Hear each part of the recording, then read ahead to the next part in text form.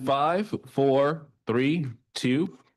Good morning, everybody. I'd like to call to order the Delaware County Board of Elections Board meeting for October 8th, 2025. Please stand to say the Pledge of Allegiance. I pledge allegiance to the flag of the United States of America and to the republic for which it stands, one nation, under God, indivisible, with liberty and justice for all. Thank you. Mr. Allen, would you please review the agenda for today, noting particularly the action items? So we have public comment. We're very proud to be able to report on Election Assistance Commission, federal agencies report on Delaware County and the hash testing, which was extremely welcome review by them. And it commended our staff and our efforts and validated our hash testing program. Next, the preparations for the municipal election.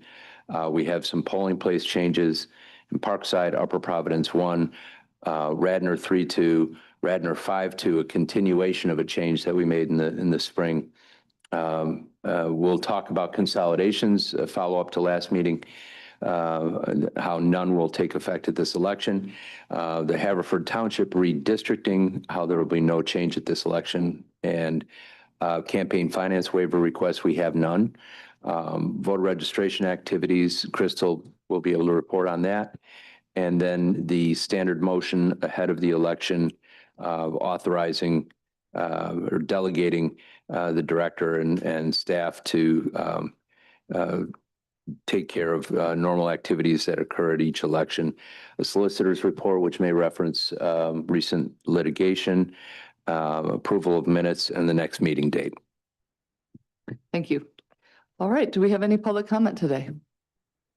Please come forward and say your name and then where you vote, your voting precinct or address.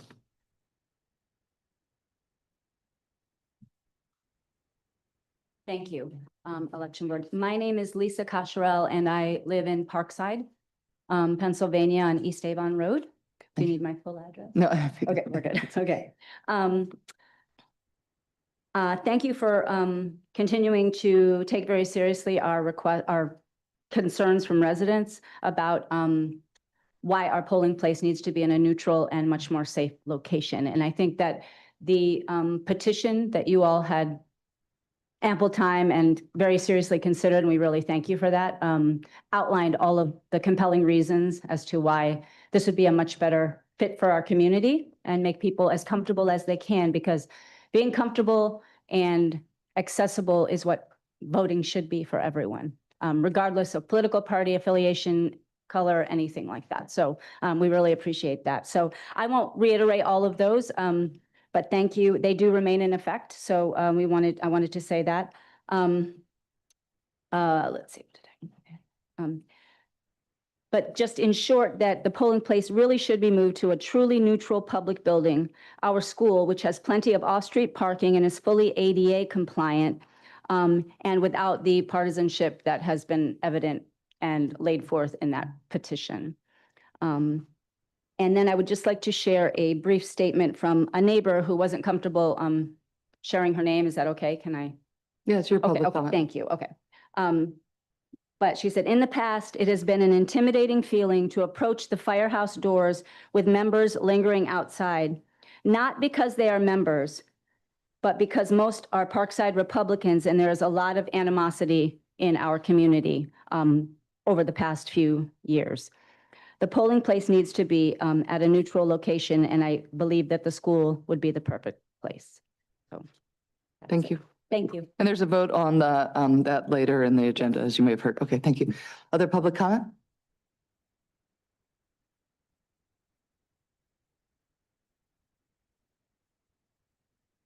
My name's Howard Pritchard. I live at 25 West Avon Road, Parkside. Good morning. And I'm trying to figure out why they would want to change the polling place. I've been there 36 years.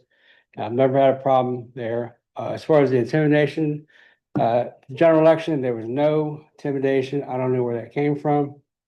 I don't think it's safe to move it to the school. Who's going to walk the people across Edgemont Avenue? It's a busy street. There's no traffic light, and it's not safe. And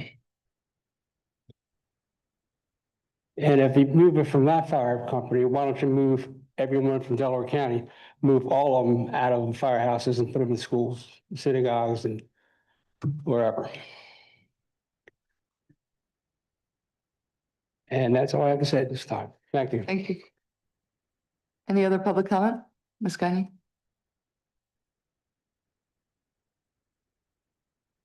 I'm Colleen Guiney. I live in Swarthmore.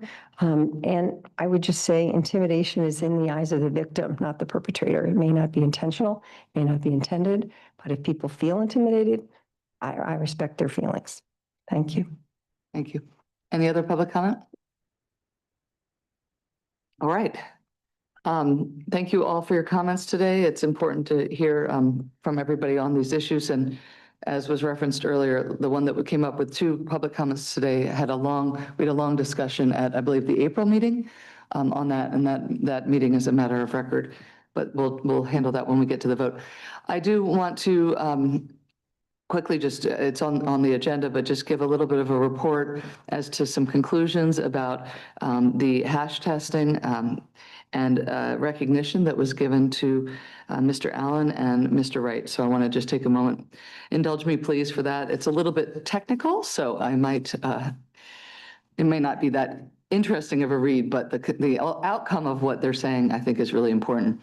And that is that the Verity 2.7 procedural conformance hash and security review conducted on March 13th, 2025 yielded no findings, observations, or issues that could potentially impact the security of the system as deployed. And then all Verity 2.7 system verification procedures as certified were followed during the review. A sample of Verity scan, touch writer, and all the central Verity count, Verity data, and build workstation hashes were reviewed, and all matched the EAC trusted hashes in accordance with Verity's 2.7 EAC certified verification procedures. The conclusion drawn from this was that the Delaware County Board of Elections voting system, facility security, and counting center procedures during the review appear to be comprehensive and thoroughly followed.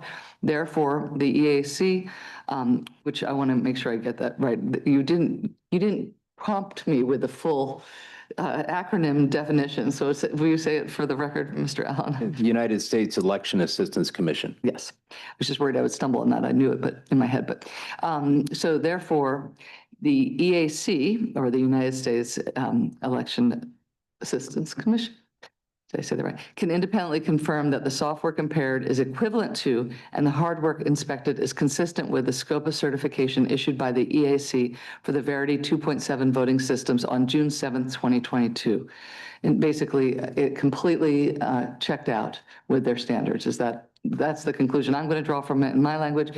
And what they say is the Delaware County Bureau of Elections has successfully taken on a critical security tool with hash verification and is successfully standing this up as a pre and post-election practice. And I think we're not only pretty, we're unique and special in our use of making sure that the hash verification is done, but the US EAC actually took the time to commendate or recognize the work of our team. Specifically, they say the EAC's field services team would like to recognize and thank Chief Election Director James Allen and IT Manager Robert Wright from the Delaware County Board of Elections for helping facilitate this project and providing vital resources and staffing to ensure a successful review. Their leadership and dedication to ensuring that Delaware County's elections are safe, secure, accurate, and accessible is noteworthy. Delaware County is one of the only counties in Pennsylvania to perform hash verification on its voting system.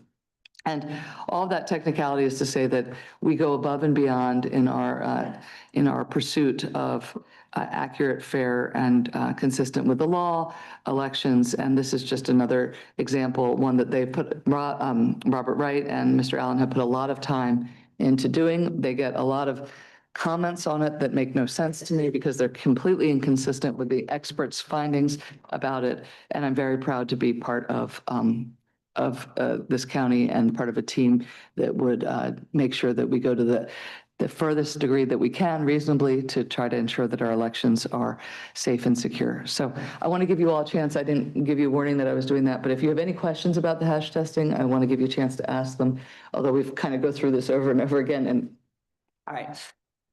So with that, then, Mr. Allen, would you please turn to the preparations for the 2025 municipal election polling, focusing on the polling place changes? Oh, thank you, Madam Chair. Briefly, I do want to comment on the EAC report. The United States Election Assistance Commission is the federal agency that's in charge of certifying the equipment. So when a potential vendor or a vendor with a potential product of voting equipment wants to seek certification, they have to go before the Election Assistance Commission and hire one of the certified independent laboratories to perform exhaustive end-to-end testing that replicates the manufacturing process, starting from what components are going to be included in this. And then they literally go through the process of building the equipment the way that the election equipment vendor would build it and assemble it and load the programs.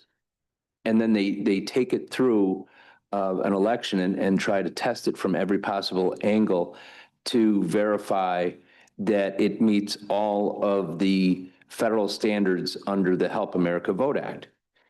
So, and those include everything from how it behaves for undervotes and overvotes to language assistance for jurisdictions that require that, to how it's accessible to voters who are blind or who may not be able to mark the ballot with a pen.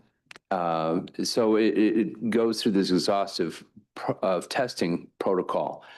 And as part of that, the Heart Verity system that Delaware County uses developed or refined, I should say, the possibility to do hash testing. And hash testing is where at the local level, we're able to pull the hash, which is like the software fingerprint of the equipment, and match it against what was certified by the federal government and what the federal government has given to the Pennsylvania Department of State to give to us, so that we can compare the hash that's on our local equipment, the servers at the central count, all the way down to the voting equipment that the voters encounter at the precinct.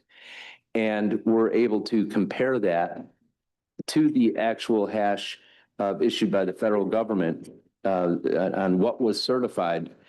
And there's only one passing score when you do a hash test. It's got to be an exact match. It's got to be 100%, not 99.9, not 100.1. And we were the first, and I believe we're still the only county in Pennsylvania that performs hash testing.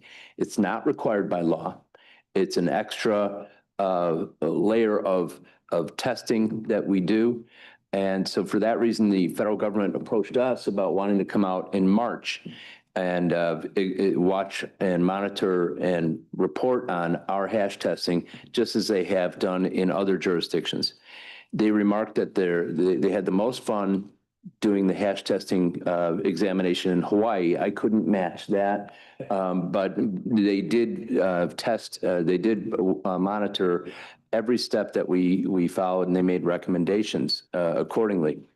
So we were very gratified that they came out and saw us, but even more so that they issued a report commending us, and with the hope that this will lead to other counties beginning hash testing in Pennsylvania, and or the secretary considering mandating hash testing in jurisdictions across the Commonwealth. So we're very gratified with that. We strive to reach the gold standard, and we think on this front we're definitely there. So Absolutely. Thank you for your diligence. Yeah, well done. Quickly, preparations for the election. Logic and accuracy testing is now being completed at the voting machine warehouse. We began last week, and the team has completed the process on more than half of the precincts. Logic and accuracy testing is where we're actually starting up the equipment, making sure the right software is on it, checking the tape, and then running ballots through it to try to test its accuracy and make sure that before we send any equipment out to a precinct, it's been through a test and we close the polls and get the tape from that, and we maintain all the records, including the ballots that were used to go through that logic and accuracy testing. Next, the first batch of mail and absentee ballots was dropped ahead of schedule. Ballots started reaching voters' mailboxes this past Saturday, October 4, which is when we were originally hoping to be able to drop the first mailing. So our kudos to our staff at the Bureau in Chester, as well as our vendor, Phoenix Graphics, for making sure that that happened quickly after we completed all testing on that material. We're still keeping up with mail absentee applications. We're getting thousands more applications in the mail, and staff are doing a combination of starting early in the day or staying late in the evening to keep up with the online applications and these mailed-in paper applications. Please note, if you're a voter and you're going to vote absentee, we urge you to apply now. And by now, if you're watching this video later, you know, the week of you know, this is October 8th. So, you know, the week of October 13 really is like the last time, even though the state deadline is later, if you discover an issue that you weren't anticipating, it's okay to wait until the deadline. But if you're going to do that, consider coming into our voter service center. We don't want you to apply at the deadline and not have enough time to A, receive your ballot, and B, return your ballot so that it arrives in our offices on or before Election Day. It can't arrive late and be counted. So next, currently voters may use the U.S. mail or the drop box at the government center in media if they want to return their vote by mail or absentee ballot. The other 29 community drop boxes will open on Monday, October 20th. On that topic, the Voter Service Center at the Government Center in Media is now open every weekday, 8:30 to 4:30 p.m. Plus, we keep the Voter Service Center open on Wednesdays through 7 p.m. The Voter Service Center also is open on Saturdays from 9 a.m. to noon. The Voter Service Center in Media is where voters may come to apply in person to receive an absentee ballot and receive it on the spot. We have a voting area where you can go into a booth and you can take it to the drop box and basically be done with your voting. You can also ask questions. You can ask us to review the envelope to make sure that you signed and dated it properly and use the secrecy envelope. You're saying absentee ballot, but do you mean also mail-in ballot? Yes, I just don't. they're operationally I know, same but I don't things. There's a think they have to be distinction. absent on the election. There's a distinction in the law that I think myself and 66 other election directors across Pennsylvania would go away. But yes, mail and absentee ballots, both are processed at our counter. Voters also may use the Voter Service Center to get a replacement if they made a mistake on the ballot that we mailed to them, or if it arrives damaged, or they spill coffee on it, or any other beverage for that matter, and need a new envelope. Again, that's here at the Government Center in Media. Voter registration team is busy preparing all the electronic poll books for use on Election Day. So there are some precincts where we have more than one poll pad because it's a larger precinct. And so that testing is underway. A reminder to voters, the deadline to register to vote or file a name or address change is October 20th. You may update your registration online, by mail, or in person. You may visit the Delco Votes website for more information. The deadline to apply for mail-in ballot is coming up, but really, again, make sure there's no issue. If you're going to apply, apply now. Lastly, although some governmental offices like the Postal Service will be closed on Monday, October 13, our offices will be open. And Thank you. Before we move on, does anybody have any questions for Mr. Allen? All right, thank you. Please continue. we have 4 polling place changes on the agenda. I'd like to invite Olin to come up. Olin Yancey of the warehouse staff. Olin is among the team members who performed the surveys on the new on any polling places that we're examining. In April, the first item is on Parkside and moving to Parkside Elementary School at 2 East Forest View Road in Brookhaven. In April, the board had a rather long discussion on whether or not to relocate the Parkside polling place after the primary. We recently were able to meet with Dr. George Steinhoff of the Penn-Delco School District, and we were able to reach agreement on using the gymnasium at Parkside Elementary School. Signage was posted at both sites more than 5 days before this meeting. I would ask for a motion to approve the site and for Mr. Yancey to then report on the suitability of the location. All Good right, morning. Good morning. Yes, Chief Custodian Dunn couldn't be here today, and she asked me to come here and present the surveys to everyone. Thank you. I think if it makes sense to the other board members, we'll take Parkside separately. That's fine. Okay.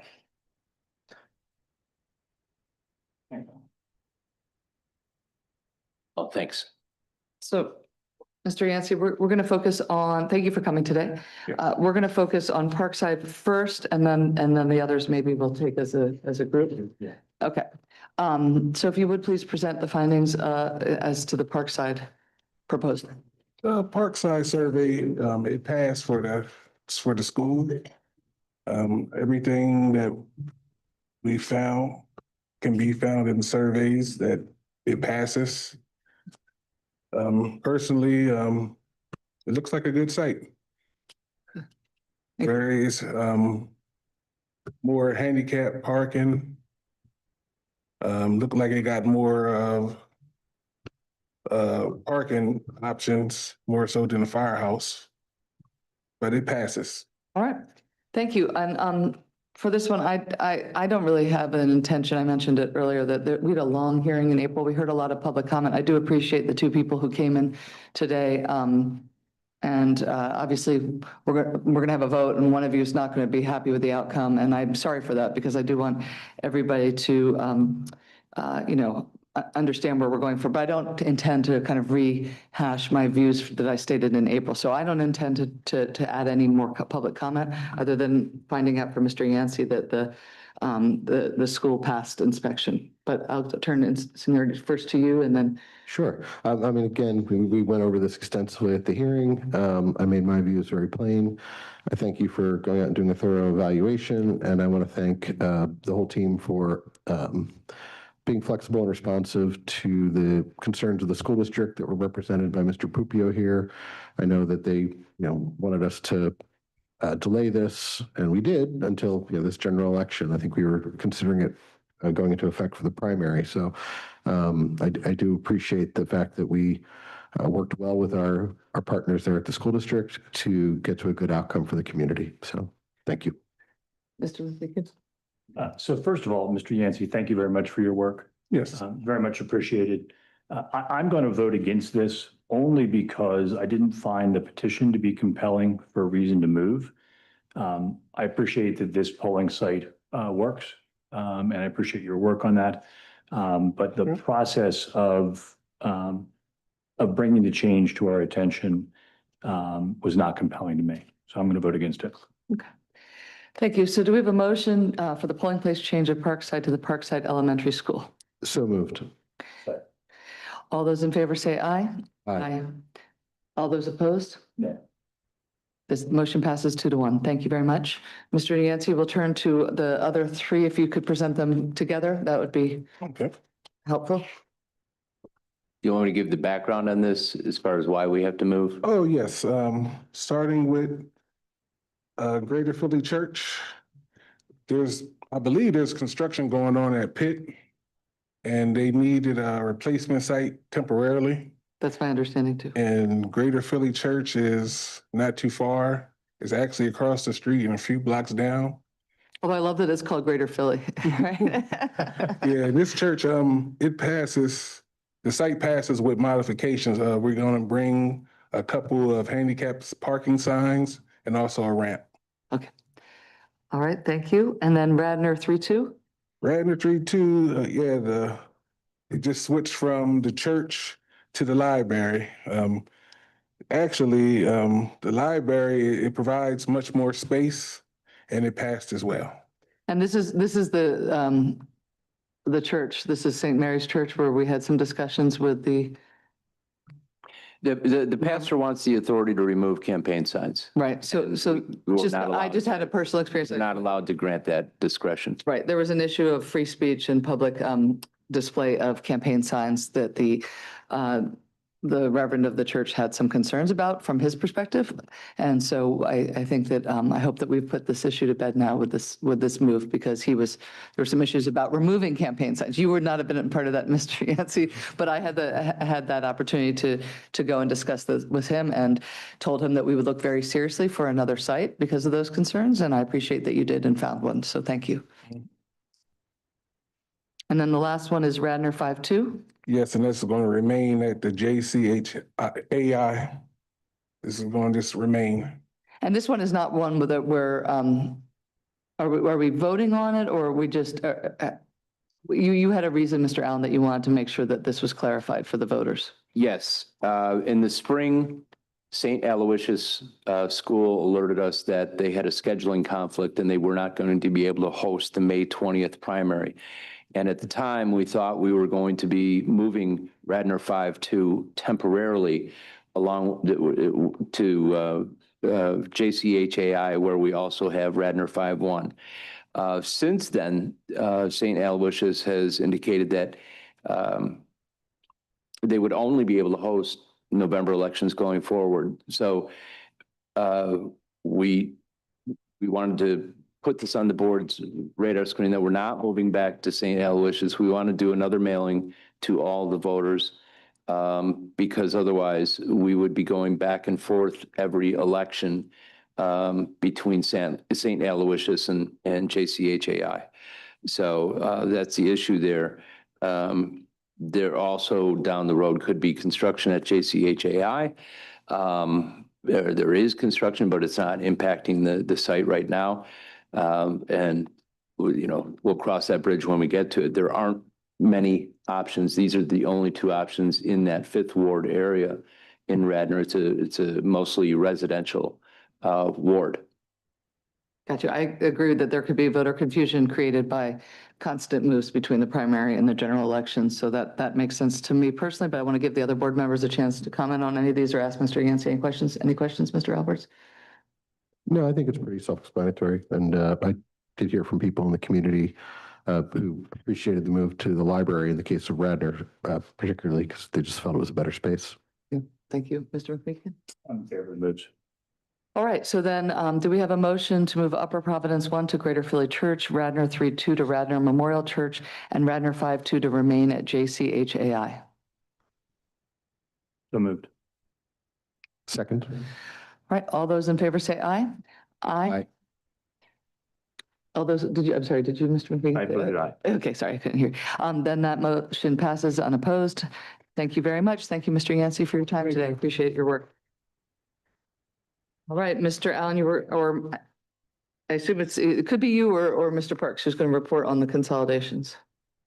Well, both of us could, but we over the summer months, to recap, we petitioned the court for more than 40 pairs and in two cases, trios of precincts that currently vote in the same place, or in a few instances, they vote a couple of blocks apart to consolidate those precincts. More than 40 of these we filed petitions in the court. at the last time we met in late August, we didn't know how soon all of the orders would come down and then how soon the next step of the process would be completed, and that's the review by the Pennsylvania Department of State.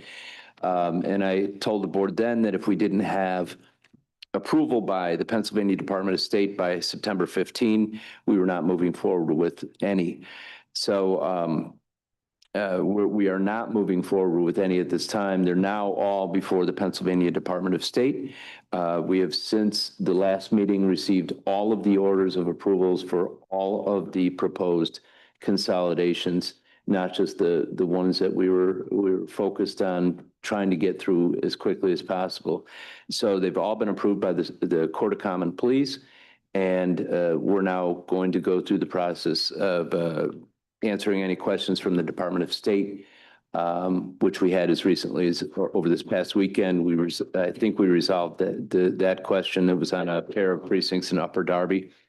But this is to notify the public or make certain that there are no consolidations that are happening with the November 4 municipal election. So we will strive to make those take effect and get notice out to the voters ahead of the May 2026 primary, but none are taking effect now. Thank you, Mr. Allen. You know, I appreciate the continued work at doing this in an orderly way and flexibility, because we don't have control over the courts or the government. It's interesting. I'll be curious to see if before May, we have a lot of people saying now's not the right time, because that's what happened before, and we struggle with that. And but most importantly, the diligence so that we can achieve the benefits of the consolidation, which I think unanimously supported, will eventually come. So patience is a virtue, and we appreciate all your efforts, and Mr. Parks, all the efforts of you to handle all of the paperwork and hearings. Very much appreciated. Does anybody have any questions, given that? Otherwise, I assume, Mr. Allen, you'll present before the May election. You'll present to one of the board meetings. Yes. Exactly how that's going to be rolled out. But any questions now? No, that's fine. Okay, thank you. All right, then we're going to talk about another no change, which is Haverford Township, Mr. Allen. We've alerted Haverford Township that they had a very minor redistricting where they changed the boundaries between two precincts to achieve a relatively equal number of voters between the different wards in Haverford. And even though it's a minor change, it still hasn't been approved yet in the courts. And then it has to be reviewed at the Department of State, similar to the consolidations. So we mailed out notices last week. So this is more of an informational item. We mailed out notices to the voters in the precinct that would change last week that highlighted that there is no redistricting will not take effect at this election, so that nobody is going to have to change their polling place. All right. All right, Ms. Winterbottom. If you would report on the voter registration activities, please. Good morning. Good morning. Not too much. Monday, October 20th is voter registration's deadline. All applications have to be in our office. And then we have currently 408,000 voters, a little over 408,000 voters. This election, since after the primary, we processed a little over 37,000 applications. And currently we are working on our poll pads, making sure all the inventories, all good, everything's in there, updating them. And that's really all I have. It sounds like we have a little bit of an increase, right, by several thousand of voters. Is that true, or am I wrong? I thought we were more like 405. I Last year. think 407 in the. Oh, 407, okay. I believe. We did see an uptick in applications coming in the last couple of weeks, especially from our colleges. So we've seen a lot of those come in. But just the normal everyday mail, we see a little bit more from now until that last day in our mail, and our online applications, but just like the normal, more than the primary. And have you Have you struggled, as sometimes happens, with duplicates or insufficient? Yes, No, yes. no, nothing in particular, just normal struggle? Just, yeah, normal. With voter drives, not kind of seeing it through? No, we see a lot of voter drives, but even last election and all, nothing like last year. Okay, thank you. Mr. Alberts, do you have any questions? Nope. Mr. McMeekin? I do not, thank you. All right, thank you, Ms. Winterbottom, Thank for your you. report. All right, I think, Mr. Parks, do you want to present the designation here and the history of it? You and I have been the ones who've dealt with it. We've talked about it before, so I don't think it needs to be a long presentation, but just, or maybe I won't put you on the spot. You're looking at me funny. Okay, so normally in the normal course of the elections, during election day, I appreciate that I think all members of this board carry out our supervisory duties by overseeing the election in terms of not just being at the voter election center, but also all the different centers. So we have multiple locations where things happen, but also going around the community and making sure things are happening in an orderly way. And that is our role.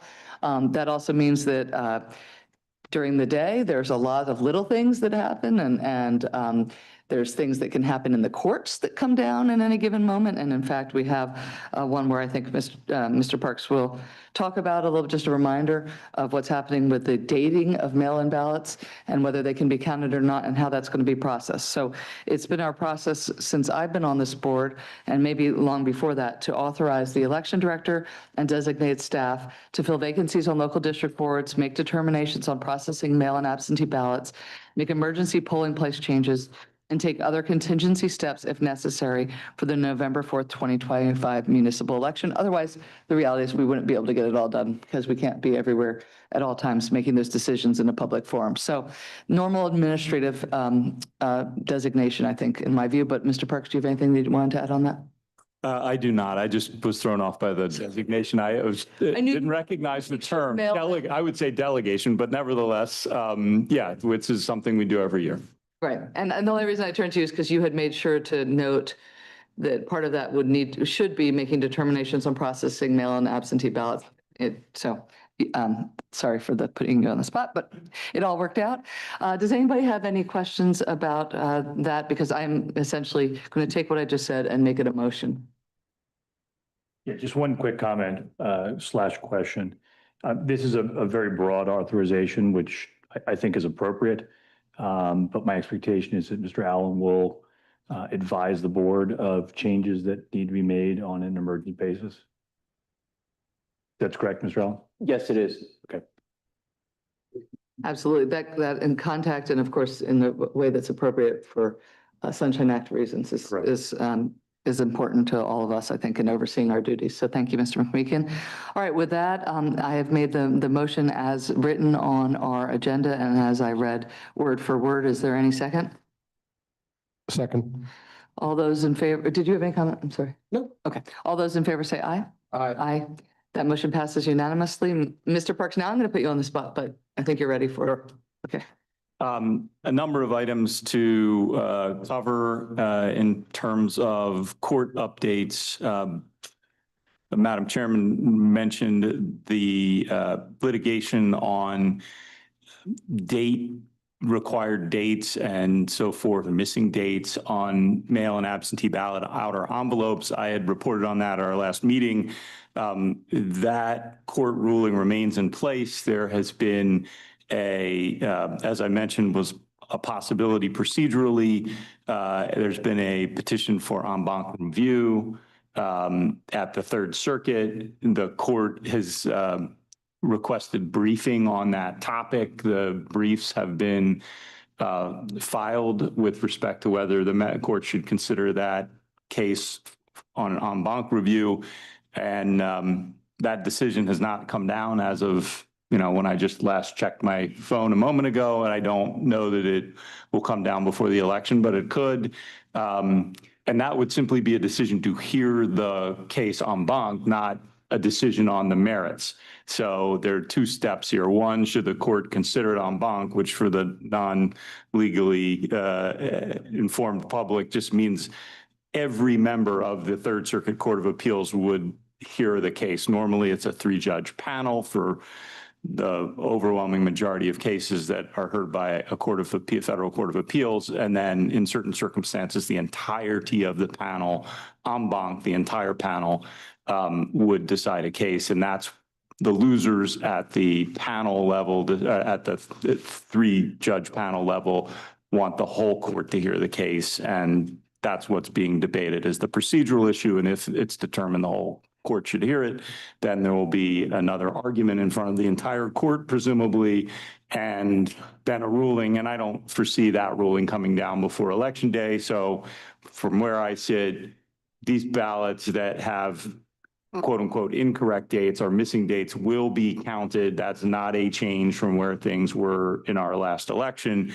But that remains a live case and ultimately an open question until that case is fully resolved. And that is why I turned to Mr. Parks. It's just, we made that very clear in the motion that to make determinations on processing mail absentee ballots, because there's always a possibility that something could happen that makes that a more complicated decision. Otherwise, we know what to do and we've done it before. It's a simpler proposition lately with these not having to make judgment calls about whether the European date is a valid date or questions like that. And we had written policies on all that had been adopted by the board previously, but thankfully for now, at least, that's a much simpler question.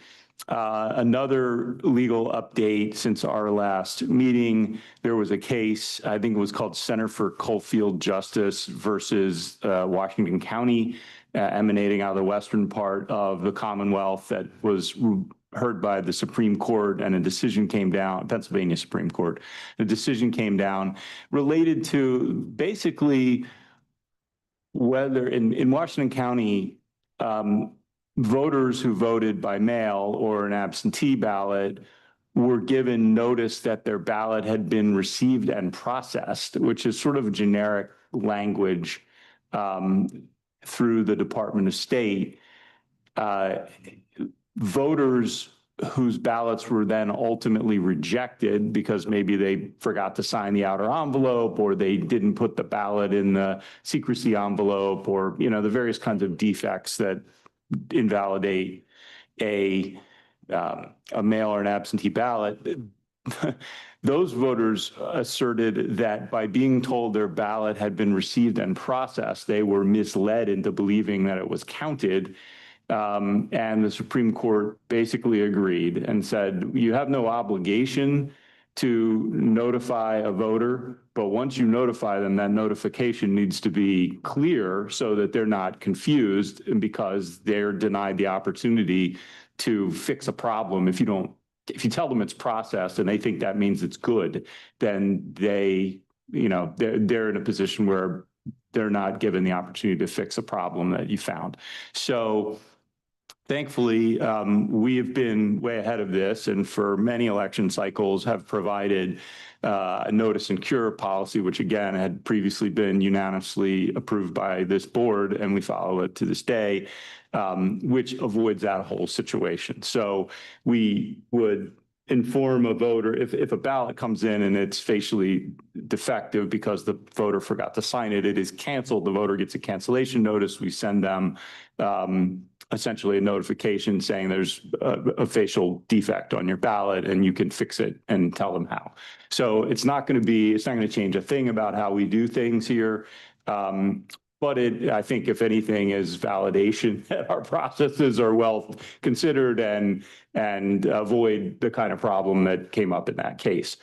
Finally, we have received as of Monday or over the weekend notification of a new local matter from one of our routine pro se litigants raising an issue that is very much akin to the issue raised in a couple of election cycles ago about hash testing. In this instance, is a focus on the slightly different procedural component of the process of verification of the systems and the contention, as in the hash testing case, which, as you know, we prevailed in.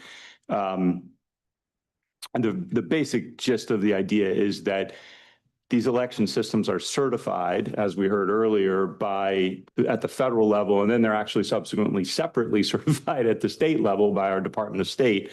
So there are two levels of certifications.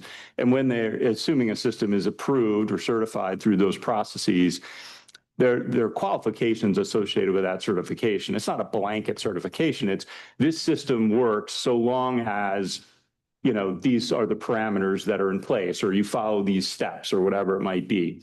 So it's like a conditional certification, and you have to honor the conditions in the way that you use the system to be within the parameters of the certification. And the contention is basically that the process that the county uses doesn't meet the requirements of the certification. Now, the problem with this contention is that it's absolutely 180 degrees from what the EAC specifically said, as you heard in this report about our process, which they have blessed and said establishes with the, I mean, it's word for word in the report that our process meets the certification standards. So it's just factually a false allegation or a wrong allegation. That matter will be taken up by the courts at some point. I don't have any concerns about the outcome there. I was confident before, and now that the EAC has weighed in writing and told us that our process is essentially gold standard, state of the art, and does the right thing, I'm not even remotely concerned, but it's a new matter and we'll have to, you know, Spend resources on it. yeah, spend resources on it. Yeah, yeah. So that's my update. Happy to answer any questions that anyone has. Does anybody have any questions? No, disappointed to hear that, but that we'll be spending more resources, but appreciate your service to the county. All right, we have Mr. Allen presented us with minutes from the August 26, 2025 board meeting. I know I had a chance to review them and even discuss them with Mr. Allen. Does anybody else have you all had a chance to review them, and are you available to vote on them? Okay. Do we have a motion to approve the meeting minutes for August 26, 2025? So moved. Second. All right, all those in favor say aye. Aye. That motion passes unanimously. Mr. Allen, our next meeting date. Although we would have a scheduled meeting or not a scheduled meeting, but we kind of put a placeholder on the fourth Tuesday of each month. It's our hope and anticipation that, knocking on wood right now, we won't need to have another meeting at the end of this month unless there is some sort of emergency issue that we need to resolve. So the next meeting I anticipate right now would be the Tuesday or Wednesday after Election Day, to consider provisional ballots. There's the meeting, of course, that is, you know, monitoring the pre-canvassing and canvassing of the ballots on Election Day itself, which is not a structured meeting like this one is. And then the certification of the election. So those are the meetings that I'll be circulating possible dates with all three of you to see if we can iron those out for legal notices in advance of the meetings. So So you're basically saying, hopefully we'll just see you on Election Day? yes, Okay. yes. All right. All right. I just added it to my calendar as hopefully no Board of Elections meeting. All right. Is there a motion to adjourn the meeting? So moved. Second. All right. All those in favor say aye. Aye. Aye. Thank you all.